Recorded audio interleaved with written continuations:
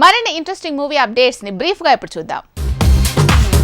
Megastar Chiranjeevi మీద వివాదాస్పద వ్యాఖ్యల కారణంగా ఏడాది జైలు శిక్షను అనుభవించబోతున్నారు జీవిత రాజశేఖర్ దంపతులు. 2011లో చేసిన కామెంట్స్ వల్ల ఫైల్ అయిన పరువు నష్టం దావా కేసులో తీర్పు వచ్చింది. 5,000 జరిమానాతో పాటు ఏడాది జైలు శిక్ష అంటూ నాంపల్లి 17వ అదనపు చీఫ్ మెట్రోపాలిటన్ మ్యాజిస్ట్రేట్ తీర్పునిచ్చింది.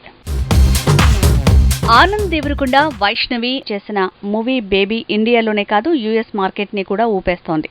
యూఎస్లో ఏకంగా 500,000 అంటే 4 కోట్లు రాబట్టింది. ప్రపంచవ్యాప్తంగా 50 కోట్లపైనే వసూలు చేసిన ఈ సినిమా 100 కోట్ల వైపు అడుగులు వేస్తోంది.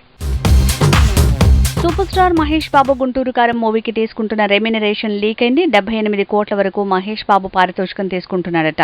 ఇక గుంటూరు సీడెడ్ రైట్స్ వల్ల 30 కోట్లు తనకి వచ్చే అవకాశం ఉందని, మొత్తంగా 108 కోట్లు తనకి దక్కుతాయని తెలుస్తోంది. కోలీవుడ్ స్టార్ శివకార్తికేయన్ చేసిన రీసెంట్ ఎక్స్పెరిమెంట్ మహావీరుడు.